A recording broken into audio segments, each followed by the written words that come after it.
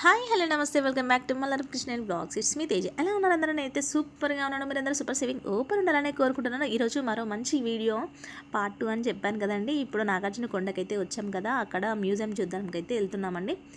ఏంటి అంటే చూసారా ఇక్కడ ఎంత పచ్చదనం ఉందో, అసలు గ్రీనరీ అయితే సూపర్గా ఉంది అని చెప్పాలి అండి. ఇక్కడ మనం ఇక్కడికి రావాలి అంటే బోట్లో రావాలండి. మంచిగా అసలు వాటర్లో ఒక 1 అవర్ పాటు జర్నీ చేసుకుంటూ వస్తే ఆ ఫీలింగే వేరండి, ఆ ప్రశాంతత వేరు. ఇక్కడ పచ్చని చెట్లు చూస్తుంటే మనసుకైతే చాలా ఆనందంగా అనిపిస్తుంది.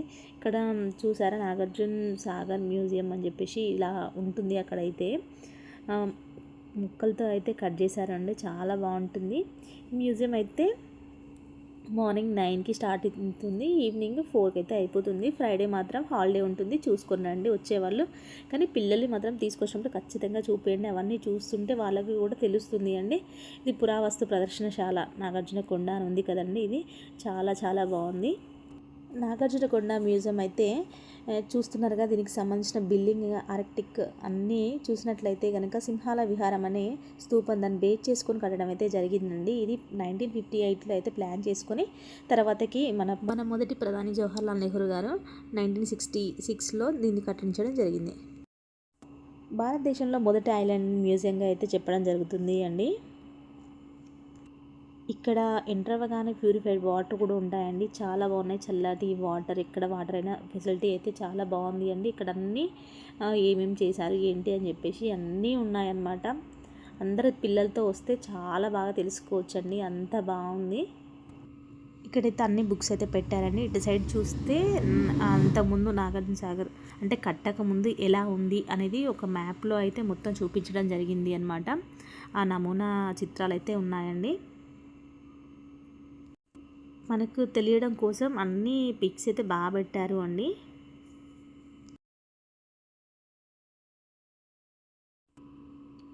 చూసారా, ఇది ఐలాండ్ అనమాట. ఎక్కడ ఏముంది ఏంటి అని చెప్పేసి ప్రతి ఒక్కటి ఉందండి. ఇది నమూనా చిత్రము. అక్కడ అశ్వమేధ ట్యాంక్, సింహాల విహార అలా చెప్పుకుంటూ పోతే చాలా ఉన్నాయండి. ఎంట్రన్స్లో ఉన్నవి అవన్నీ బుద్ధుని పిక్చర్ అయితే ప్రతి ఒక్కటి అక్కడ ఉన్నాయన్నమాట. చూసారా, బుద్ధునికి సంబంధించినవి అయితే చాలా ఉన్నాయండి. ఇక్కడ 3వ శతాబ్దం నాటివండి ఇవన్నీ అయితే. ఇదైతే తెల్ల సున్నం రాయితో అయితే కట్టడం జరిగింది. బుద్ధునిది అప్పుడు బుద్ధుని జన్మం, ఎలా జన్మించాడు, ఎలా మోక్ష మార్గం పొందాడు అని చెప్పేసి చాలా విషయాలు అందులో అయితే పిక్చర్స్లో అయితే కనిపిస్తాయండి. ఒకటని కాదండి, ప్రతి ఒక్కటి మనం తెలుసుకోవాల్సిన విషయాలే అన్నమాట. అన్నీ ఉన్నాయి అక్కడ కూడా చూపిస్తున్నారు చూడండి.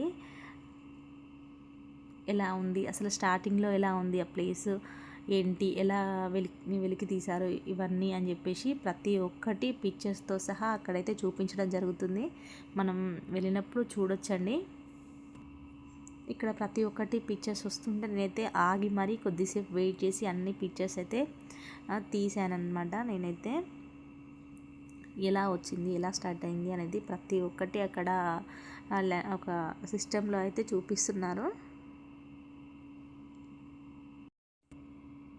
ఇక్కడ ప్రతి ఒక్కటి కూడా మనకి చాలా బాగా కనిపిస్తుంది. అసలు చూసారా, ఇవన్నీ ఎంత బాగా ఉన్నాయో అండి. అప్పటి నుంచి అలా జాగ్రత్త చేస్తున్నారు కాబట్టి అంత బాగుంది అండి.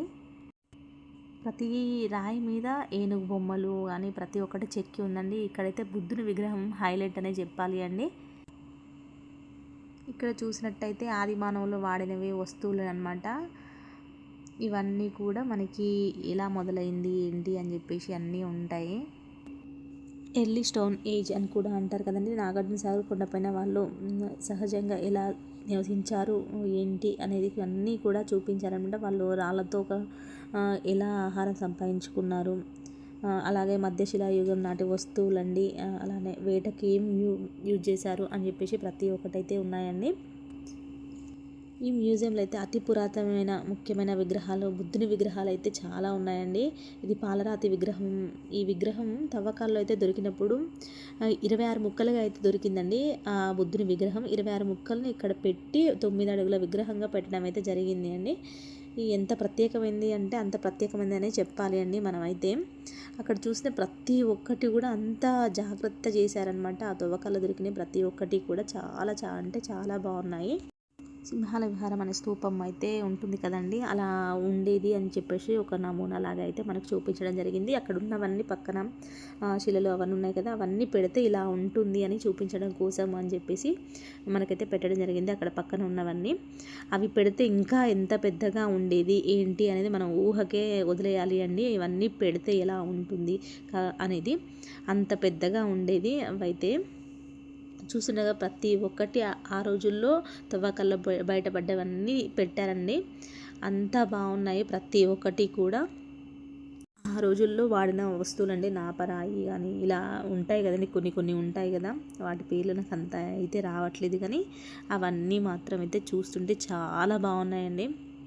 అంటే అరుదుగా మనకి కనిపిస్తాయి. అవి ఎందుకు కనిపిస్తాయండి, ఇలాంటి మ్యూజియాల్లో మాత్రమే కనిపిస్తాయి కాబట్టి మనం తప్పకుండా వెళ్ళి పిల్లలతో పాటు వెళ్ళి చూడాలండి. చూసారా, ఈ తలుపులు కూడా ఎంత పెద్దగా ఉన్నాయో చూడండి ఒకసారి. ప్రతి ఒక్కటి కూడా చాలా బాగుంది అండి. ఇవి బయట ఎక్కడ దొరకవు కాబట్టి అందరూ పిల్లలతో సహా వెళ్ళి చూస్తే బాగుంటుంది, మనము తెలుసుకుంటే బాగుంటుంది అని నేను అనుకుంటున్నాను. అందులో నుంచి బయటికి రాగానే ఇలా చెరువు అయితే కనిపిస్తుంది అండి. అదే అండి మన కృష్ణమ్మ అయితే కనిపిస్తుంది. ఇక్కడికి ప్రతి ఒక్కరు రావాలి, కొండ చరిత్ర నేపథ్యం ఏంటి అనేది ఒకసారి అయితే తెలుసుకోవాలి, పిల్లలు కూడా చెప్పాలి అండి. మన బుక్స్లో చదివింది విన్నది చూసింది వాళ్ళకి చూపిస్తే తెలిస్తే చాలా బాగుంటుంది. చూసారా ఇక్కడైతే ఆ చెరువు గురించి ఏంది, ఎలా కట్టారు, ఎండి స్నానఘట్టం అనమాట, అది ఎలా కట్టారు ఏంటి అనేది కూడా చూపించారు. అక్కడ అన్నీ రాసి పెట్టారు అండి. ఇది సున్నప్రాయితో ఇటుకలు అట్లా వాటితో కాకుండా సున్నప్రాయితో కట్టడం అయితే జరిగింది. శకుల కాల కట్టడంలో ఇదైతే చాలా ప్రధానమైనదే చెప్పాలి. ఇది సున్నపు రాయి అలాగే ఇటుకలతో అయితే కట్టడం అయితే జరిగింది అండి. దీనికి ఇలా మొత్తం గ్రీనరీ, చెరువు ఇవన్నీ చూస్తుంటే చాలా అంటే చాలా హ్యాపీగా అనిపించిందండి మనసుకైతే. ఐ హోప్ అందరికీ ఈ వీడియో నచ్చుతుంది అనుకుంటున్నాను. మరో మంచి వీడియోతో అయితే మేము ఉంటాను. మాకు టైం అయిపోయింది, మేమైతే వెళ్తున్నాము. Thank you all.